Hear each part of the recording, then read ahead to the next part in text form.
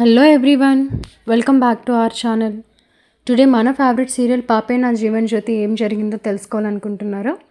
అయితే ఖచ్చితంగా ఈ వీడియో స్టార్టింగ్ నుంచి ఎండింగ్ వరకు చూసేయండి. మన ఛానల్ని సబ్స్క్రైబ్ చేసుకోండి. Like and share for our support and encouragement కోసం. నేనైతే ముగ్గులు వేస్తూ ఎపిసోడ్లో ఏం జరిగిందో మీకు సింపుల్గా వివరించేస్తాను. కాబట్టి ఖచ్చితంగా స్టార్టింగ్ నుంచి ఎండింగ్ వరకు వీడియో చూసేయండి. ఇంకా ఎపిసోడ్లోకి వెళ్ళినట్లయితే ఆదిత్య అరెస్ట్ అయ్యాడనే విషయం మనకు తెలిసిందే తాండవన్ మర్డర్ కేసులో. ఇంకా సునంద అయితే ఆనందితో అంటుంది, ఖచ్చితంగా ఈ దరిద్రం వాడికి నీ వల్లే పట్టుకుంది, కాబట్టి వాడిని విడిపించాల్సిన బాధ్యత కూడా నీదే. వాడు కోర్టుకు వెళ్ళి నిర్దోషిగా బయటికి రాలేదో వాడిని జీవితంలో ఒకటి అవ్వకూడదు, నువ్వు వాడిని వదిలేయాలి అని చెప్పేసి సునంద మాట తీసుకుంటుంది. ఇంకా ఆనంది అసలే నిస్సహాయ స్థితిలో ఉంటుంది. సునంద మాటలు తనని చాలా బాధ పెడుతున్నా తన భర్తపై తనకున్న నమ్మకంతో, సరే అత్తయ్య, ఆదిత్య గారిని ఎలా రక్షించుకోవాలో నాకు తెలుసు, నా ప్రాణం పెట్టైనా ఆయన నిర్దోషాన్ని నిరూపించుకుంటాను అని చెప్పేసి ఇంక అక్కడి నుంచి వెళ్ళిపోతుంది. ఇంకా వెళ్ళిపోయేసరికి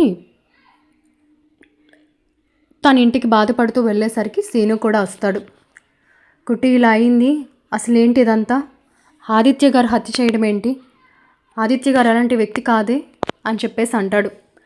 అని నీకు నాకు తెలుసు, కానీ ఆ పోలీసులకి తెలియదే, ఆ న్యాయస్థానికే మనమే నిరూపించాలి, ఆ న్యాయస్థానంలో ఆయన నిర్దోషిగా నిరూపించకపోతే నేను బతుకుండి వేస్ట్ అని చెప్పేసి ఆనంది బాధపడుతుంది. ఇంకా ఈలోపు సీను అంటాడు, ఖచ్చితంగా సమస్య ఉన్న చోట సమాధానం కూడా ఉంటుంది, మనసు పెట్టి ఆలోచిద్దాం, ఖచ్చితంగా ఆదిత్యాన్ని మనం బయటికి తీసుకొని వద్దాం అని చెప్పేసి సీను అంటాడు. ఇంకా ఈలోపు ఆనందికి అయితే ఒక ఆలోచన వస్తుంది.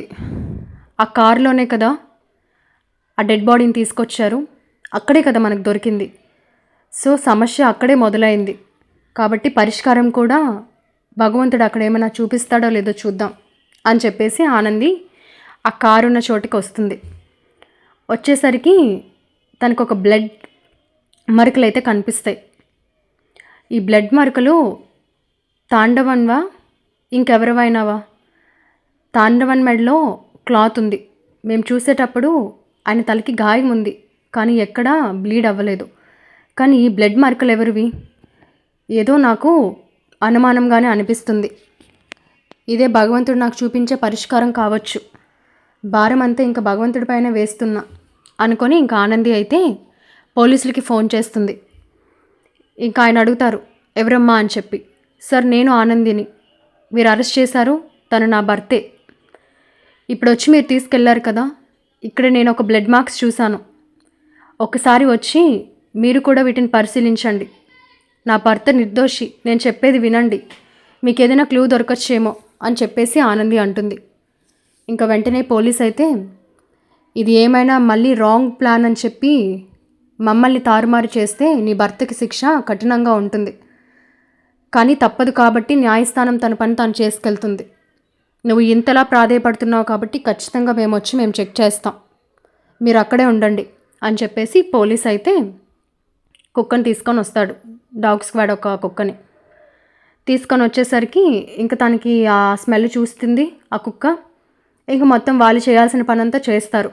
సరే, మేము ఈ శాంపిల్స్ అవి కలెక్ట్ చేసుకున్నాం, ఇవి మేము ల్యాబ్కి పంపిస్తాం, సో రిపోర్ట్స్ వచ్చాక ఏమైనా క్లూ దొరుకుతుందేమో మేము మీకు ఇన్ఫామ్ చేస్తాం అని చెప్పేసి పోలీస్ అంటాడు. అనేసరికి అక్కడున్న కానిస్టేబుల్ అయితే, నీ భర్త మర్డర్ చేశాడని క్లియర్గా ఇన్ఫర్మేషన్ వచ్చిందమ్మా, ఇంకా ఈ ప్రయత్నాలన్నీ అనవసరం అని చెప్పేసి అంటే, లేదండి, నా భర్త నిర్దోషి, భారీగా మాత్రమే నేను నమ్మట్లేదు, ఆయన చాలా మంచివాడు, అది మీకు అర్థం కాకపోవచ్చు, చూద్దాం, నా ప్రయత్నం నేను చేస్తాను, నా భర్త నిర్దోషి అని నిరూపించుకోవాల్సిన బాధ్యత నాకుంది అని చెప్పేసి ఆనంది అంటుంది. అనేసరికి ఇంకా అక్కడి నుంచి కానిస్టేబుల్ వీళ్ళంతా అయితే వెళ్ళిపోతారు. వెళ్ళిపోయేసరికి పోలీస్ స్టేషన్ నుంచి కాల్ అయితే సునందాకు వెళ్తుంది. ఇలాగ మేము బ్లడ్ శాంపిల్స్ ఆ డెడ్ బాడీ దొరికిన చోట ఒకసారి చెక్ చేయమని మీ కోడలు ఫోన్ చేసింది, మేము వచ్చి ఇప్పుడే కలెక్ట్ చేసుకొని వచ్చాము, కాబట్టి ఒకసారి మీ ఫ్యామిలీ అంతా ఇక్కడికి రావాల్సి ఉంటుంది, ఇక్కడికి వచ్చాక మిగతా విషయాలు మాట్లాడదాం అని చెప్పేసి ఆ ఎస్ఐ అయితే సునందకు ఫోన్ చేస్తాడు. ఇంకా సునంద ఏంటి అని అడిగే ఛాన్స్ కూడా ఇవ్వకుండా ఆయన ఫోన్ పెట్టేస్తాడు ఇన్ఫర్మేషన్ ఇచ్చి.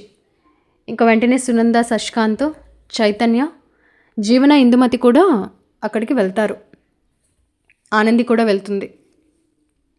ఇంకా వెళ్ళేసరికి శశికాంత్ అడుగుతాడు, ఏంటి సార్ ఏం జరిగింది, ఏమైనా క్లూ దొరికిందా అని చెప్పేసి అంటే, ఏమైనా క్లూ దొరికిందా లేదా అనేది నేరస్తుడైన మీ కొడుకు చెప్పాలి అనేసరికి ఇంకా ఆ మాటకి ఆనంది, ఆయన నేరస్తుడు అన్న అనుమానం మాత్రమే, స్పష్టం లేదు, మీరు నా భర్తని అలా నిందించడం కరెక్ట్ కాదు సార్ అని చెప్పేసి అంటుంది.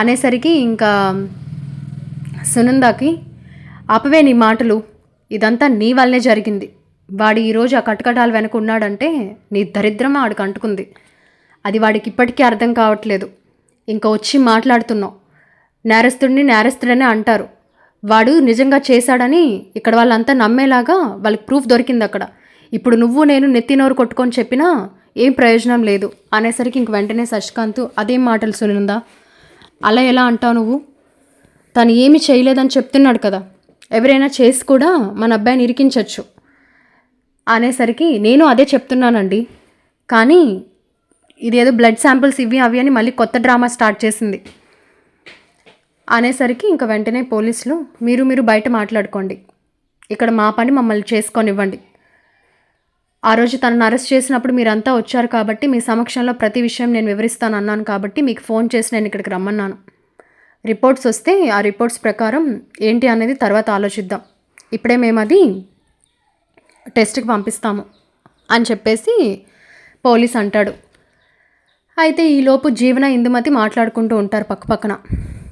ఏంటి బ్లడ్ శాంపిల్స్ అంటారు, కొంపదీసి మనమేమైనా దొరుకుంటాయా, ఇంకా దొరికితే మన పని అంతే, అయినా అంత ఈజీగా ఎందుకు దొరికేస్తాలే, అది ఆ తాండవంది అయి ఉంటుంది, అయినా ఇప్పుడు మనం ఇక్కడ టెన్షన్ పడుతూ నిల్చోవడం కూడా కరెక్ట్ కాదు, మనం ఏ తప్పు చేయలేనట్టుగా ధైర్యంగా నిల్చోవాలి అని చెప్పేసి ఇద్దరికిద్దరు మాట్లాడుకొని తోడు దొంగల్లాగా పక్కపక్క నిల్చొని చూస్తారు.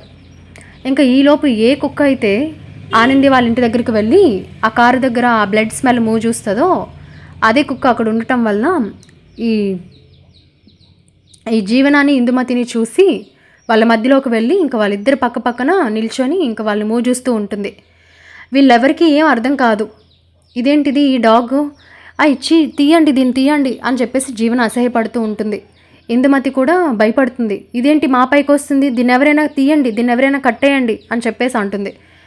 అనేసరికి ఇంకా పోలీసులకు కూడా అదేంటది ఇంతమంది ఉన్నారు, ఈ డాగ్ ఎవరి దగ్గరికి వెళ్ళకుండా మీ దగ్గరికి ఎందుకు వస్తుంది అని చెప్పేసి అనేసరికి, అది మమ్మల్ని అడిగితే మాకెలా తెలుస్తుంది ఎస్ఐ గారు, ముందు అర్జెంటుగా దీన్ని ఇక్కడి నుంచి తీయండి అని చెప్పేసి అనేసరికి ఎందుకో ఎస్ఐకి కొంచెం అనుమానం వస్తుంది. ఎందుకంటే ఆ డాగ్ ఆ కార్ దగ్గర బ్లడ్ మూవ్ చూసిన తర్వాత దాన్ని ఎక్కడికి తీసుకువెళ్ళలేదు, నేరుగా స్టేషన్ దగ్గరికి తీసుకొచ్చారు, ఈ కేసు తేలే వరకు ఇంకా డాగ్ వీళ్ళతోనే ఉండాలని చెప్పి. ఈలోపు జీవన, ఇందుమతి కూడా అక్కడికి వచ్చేసరికి సేమ్ స్మెల్ లాగా అనిపించి డాగ్ అక్కడికి వెళ్ళి ఉంటుంది ఏమో అన్న ఒక అనుమానం ఎస్ఐకి స్టార్ట్ అవుతుంది. ఇంకా వెంటనే, సరే నేను మిమ్మల్ని అందరినీ పిలవడానికి ఒక కారణం ఉంది, ఎందుకంటే ఈ రోజుల్లో ఎవరిని నమ్మలేము, మీరందరూ మీ బ్లడ్ శాంపిల్స్ ఇచ్చి వెళ్ళండి, మాకు అక్కడ దొరికిన బ్లడ్ శాంపిల్స్తో మీవెవరైనా మ్యాచ్ అయితే నిజమైన నేరస్తులు ఎవరో బయటపడతారు, అప్పుడు మీ కొడుకుని మీరు సంతోషంగా విడిపించుకోవచ్చు సునంద గారు అని చెప్పేసి ఎస్ఐ అంటాడు. అనేసరికి ఇంకా వెంటనే వీళ్ళెవరు ఏం తప్పు చేయలేదు కాబట్టి చైతన్య, వీళ్ళు వాళ్ళు అందరూ బ్లడ్ శాంపిల్స్ అయితే ఇస్తారు, ఆ ల్యాబ్ టెక్నీషియన్ని పిలుస్తారు, ఆయన వచ్చి మొత్తానికి ఆ బ్లడ్ శాంపిల్స్ కలెక్ట్ చేసుకొని ల్యాబ్కి అయితే పంపిస్తారు. ఇంకా మొత్తానికి అక్కడి నుంచి జీవనాకి, ఇందుమతికి టెన్షన్ స్టార్ట్ అయిపోతుంది. ఈ కుక్క కూడా మన దగ్గరికి వచ్చి మూవ్ చూసింది, మన బ్లడ్ శాంపిల్స్ అందరి సమక్షంలో ఇవ్వక తప్పలేదు, ఇప్పుడు కానీ ఆ రిపోర్ట్స్లో మన బ్లడ్ కానీ మ్యాచ్ అయితే ఇంకా మన పని గోవింద, ఇంకా మా అత్త నన్ను చంపేస్తుంది, ఆ కోర్టులో కూడా నన్ను నిల్చోనివ్వదు, ఎందుకంటే అక్కడ ఉంటే బతికేస్తాను, బయటకు వస్తే నన్ను అయితే చంపేస్తుంది, నాకు భయంగా ఉంది పెద్దమ్మ అని చెప్పేసి జీవన అంటుంది. అనేసరికి ఇంక ఇందుమతి అయితే, నాకే సరదాగా ఉంది మరి, అయినా అప్పటికీ చెప్పాను ఎందుకే ఈ మర్డర్ ఇది అది అని చెప్పి, ఇంకా నువ్వు ప్లాన్ చేసేసరికి నాకు కూడా తప్పలేదు అనేసరికి, ఏంటి పెద్దమ్మ తప్పు కలిసే కదా చేసాం, అలా సైడ్ అయిపోతావేంటి అని చెప్పేసి జీవన అంటుంది.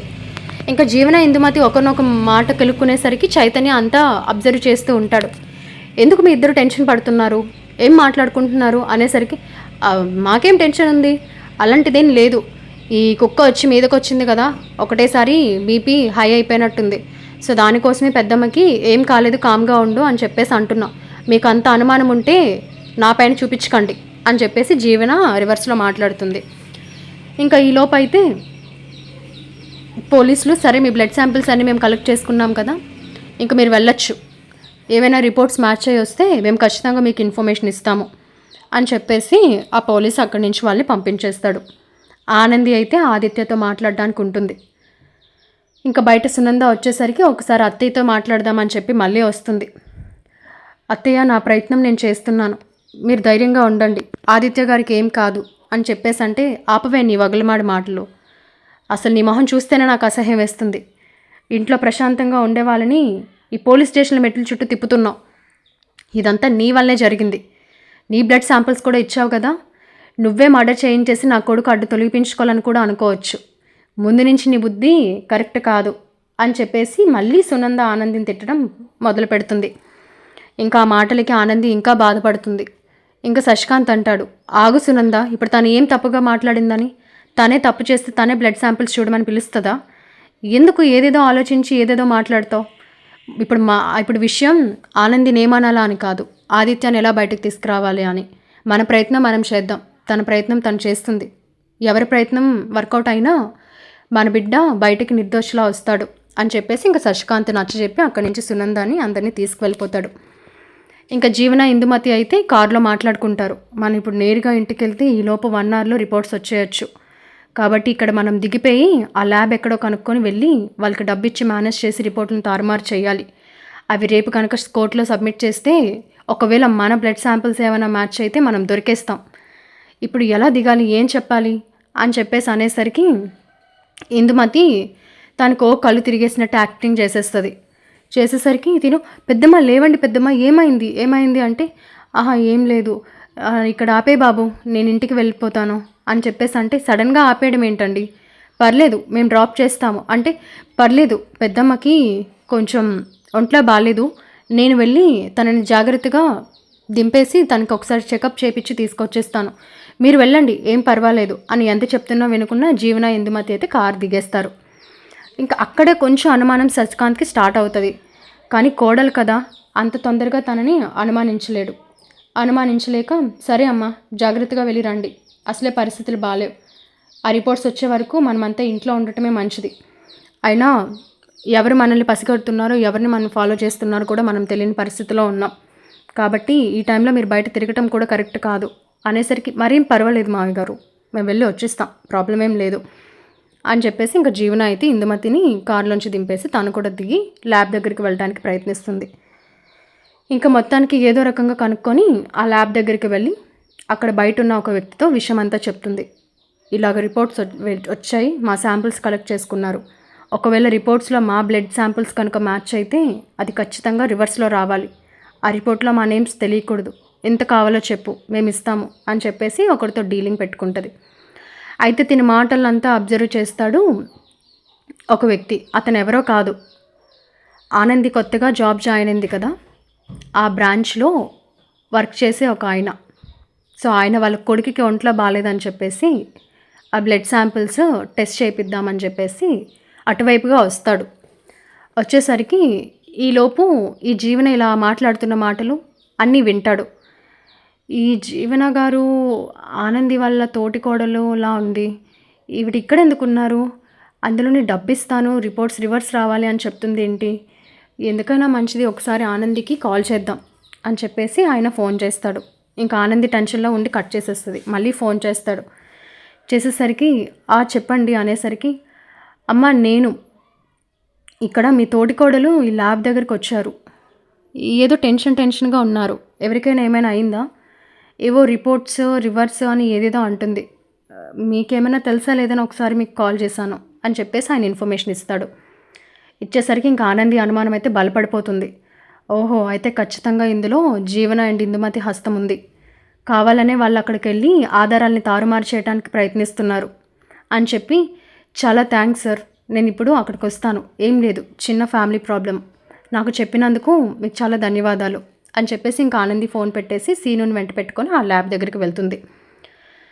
ఇంకా అక్కడికి వెళ్ళేసరికి జీవన ఇందుమతి అయితే ఉండకపోయేసరికి ఇంకా ఆనంది పోలీస్కి కాల్ చేస్తుంది. సార్ ఇక్కడ ఇలా జరిగింది, జీవన ఇందుమతి ఈ ల్యాబ్ దగ్గరికి వచ్చారని ఇన్ఫర్మేషన్ నాకు వచ్చింది. నేను ప్రతిదీ ఫాలో చేస్తూనే ఉన్నాను. ఒకవేళ వాళ్ళు ఏమైనా ఆ కుక్క కూడా వాళ్ళే మూవ్ చూసింది కాబట్టి ఆ స్క్వాడ్ డాగ్ ఇచ్చిన హింట్ ప్రకారం వాళ్ళే నేరస్తులై ఉండొచ్చు కదా అని చెప్పేసి ఆనంది అతనితో అంటుంది. అమ్మ, నువ్వేమైనా సిఐడి ఆఫీసర్ అనుకుంటున్నావా? నువ్వు చెప్తే మేం వినేదేంటి? ఆ రిపోర్ట్స్ వస్తే అసలు ఏంటి అనేది అప్పుడు తెలుస్తుంది. నీ భర్తను కాపాడుకునే ప్రయత్నంలో నీకు బ్రెయిన్ చెదిరిపోయినట్టుంది, పెట్టవమ్మ ఫోను అని చెప్పేసి పోలీస్ ఫోన్ పెట్టేస్తాడు. ఇంకా ఆనందికి టెన్షన్ పరిగెత్తుతుంది. అసలు రిపోర్ట్స్ కరెక్ట్గా వస్తాయా రావా ఏంటి అని చెప్పేసి. ఇంకా సీనుతో అంటుంది, నాకెందుకో చాలా డౌట్ వేస్తుంది, ఈ జీవన ఇందుమతి ఏదైనా చెయ్యొచ్చు. అయినా ఆయన నాకు నిన్ననే చెప్పారు, వాళ్ళ అమ్మగారు గుడిలో కనిపిస్తే జీవనకి ఎండీ సీట్ ఇవ్వడం కరెక్ట్ కాదు, ఆ కుర్చీలో కూర్చోబెట్టడం సరైన నిర్ణయం కాదు అని. ఈ విషయం ఏమైనా అత్తయ్యగారు జీవనతో చెప్తే ఆయన అడ్డు తొలగించుకోవడానికి తను ఇలాగా ఎవరైనా పెట్టి చంపించేసో లేకపోతే వాళ్ళే మర్డర్ చేసో ఈయన పైన నేరం మోపు ఉండొచ్చు. నా అనుమానం చాలా బలపడుతుంది సీను, నువ్వేమంటావు అని చెప్పేసి అంటుంది. కరెక్టే కుట్టి, నువ్వేమన్నా కూడా ఇప్పుడు ఆధారాలు కరెక్ట్గా కనిపెట్టాలి. ఒకవేళ ఆ దేవుడి దయ వల్ల ఆ శాంపిల్స్ కరెక్ట్గా వచ్చి వాళ్ళ బ్లడ్ శాంపిల్స్తో మ్యాచ్ అయితే ఇంకా భగవంతుడే చూసుకోవాలి వాళ్ళని, ఎందుకంటే మీ అత్త అయితే చంపేస్తుంది ఒకవేళ వాళ్ళే నిజమైన నేరస్తులంటే అని చెప్పేసి సీను అంటాడు. ఇంకా ఈలోపు మనం లోపలికి వెళ్ళకూడదు. ఇప్పుడు ఏం చేయాలో నాకు అర్థం కావట్లేదు. అసలు వీళ్ళు ఇక్కడికి ఎందుకు వచ్చారో కూడా నాకు తెలియట్లేదు. నాకు చాలా టెన్షన్గా ఉంది సీను. ఈయన్ని కోర్టులో నిలబెట్టేసరికి మనం ఆధారాలు సంపాదించకపోతే ఇంకా ఈయనే మర్డర్ చేశారని ఖచ్చితంగా తేల్చేస్తారు. ఆ పని మాత్రం జరగకూడదు అని చెప్పేసి ఇంకా ఆనంది అయితే చాలా బాధపడుతుంది. ఇంకా ఈలోపు శశికాంత్ కాల్ చేస్తాడు. అమ్మ ఆనంది ఎక్కడున్నామని చెప్పి. లేదు మామయ్య, ఇలా ల్యాబ్ దగ్గరికి వచ్చాము అని అంటుంది తప్పితే జీవన ఇందుమతి ఇక్కడికి వచ్చారనే విషయం మాత్రం చెప్పకుండా అవే మావయ్య ఏమైనా ప్రూఫ్స్ కానీ ఆధారాలు కానీ దొరుకుతాయేమో అని ప్రయత్నిస్తున్నాం, మీకేమైనా తెలిసిందా అని చెప్పేసి అడుగుతుంది. లేదమ్మా, యాక్చువల్లీ నేను ఎందుకు కాల్ చేశాను అంటే మనకు తెలిసిన ఒక లాయర్ ఉన్నాడు, ఈలోపు ఏమైనా ఒకవేళ బెయిల్ ట్రై చేయొచ్చేమో అని కాల్ చేశాను. కాకపోతే ఇప్పుడు ఆదిత్య బయటకు రావడం కరెక్ట్ అనిపించట్లేదు. వాళ్ళు ఇప్పుడు ఆ పోలీసుల సమక్షంలో ఉంటేనే మంచిది. ఏదో తెలియకుండానే మన చుట్టూ జరుగుతుంది, నువ్వు కూడా కాస్త జాగ్రత్తగా ఉండమ్మా, ఈలోపు నా ప్రయత్నం నేను చేస్తాను అని శశికాంత్ అంటాడు. ఇంకా మొత్తానికి ఆనంది అయితే ఏమీ చేయలేని నిస్సహాయ స్థితిలో ఉంటుంది. జీవనాన్ని ఇందుమతిని అనుమానించగలిగింది కానీ వాళ్ళే నిజమైన నేరస్తులని రుజువు చేసే అవకాశం ఎక్కడా రాలేదు. ఇంకా మొత్తానికి తను ఇంటికి వెళ్ళిపోతుంది.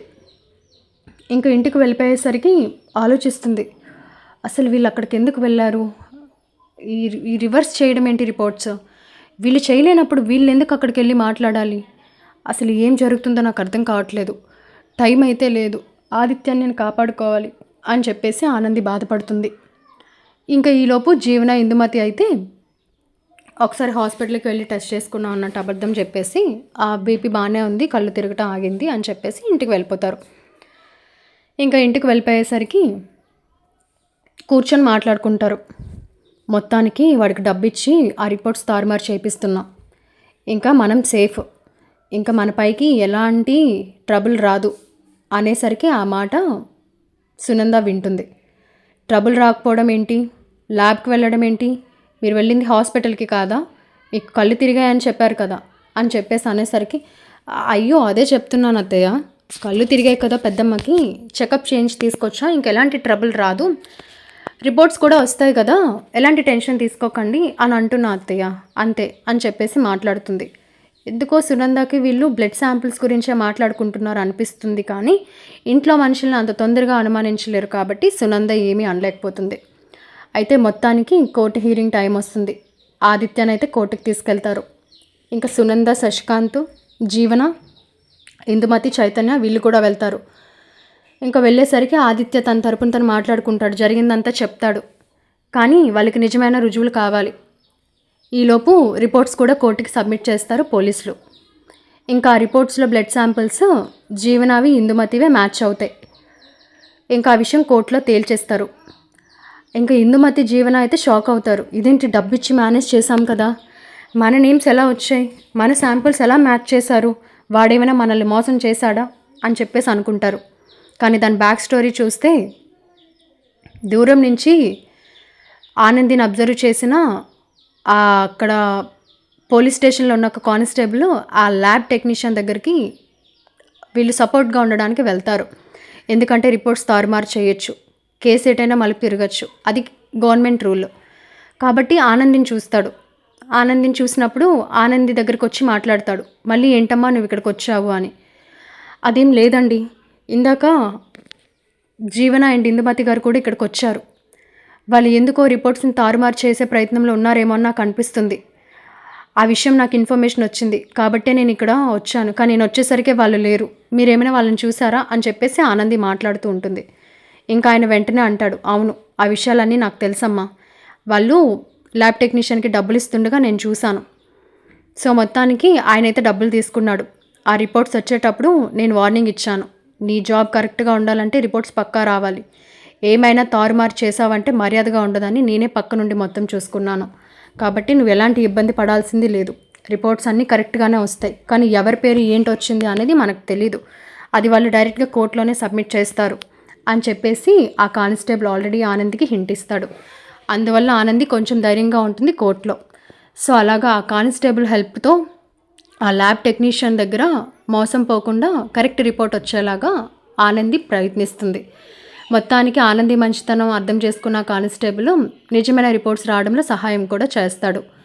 ఇలాగ తన భర్తను కాపాడుకునే ప్రయత్నంలో ఆనంది అయితే చాలా ప్రయత్నిస్తుంది. మొత్తానికి సునంద దగ్గర ఇచ్చిన మాట ప్రకారం తన భర్త నిర్దోషి అని కోర్టులో నిరూపిస్తుంది. ఇంకా ఆ రిపోర్ట్స్లో జీవన ఇందుమతి శాంపిల్స్ మ్యాచ్ అవడంతో వాళ్ళే నిజమైన నేరస్తులు అని చెప్పేసి కోర్టు అయితే తీర్పిస్తుంది. ఇంకా వాళ్ళే నిజమైన నేరస్తులు అని తెలుసుకున్న సునంద అయితే ఇంకా షాక్లో ఉంటుంది.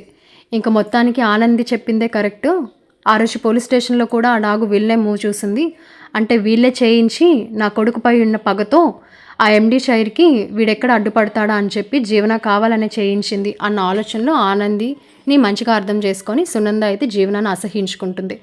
ఇంకా అలా మొత్తానికి ఆ బ్లడ్ శాంపిల్స్ ద్వారా ఆనంది తన ప్రయత్నం చేస్తూ తన భర్తను కాపాడుకోవడానికి శతవిధాలా ప్రయత్నిస్తూ నిజమైతే నిరూపణ చేస్తుంది.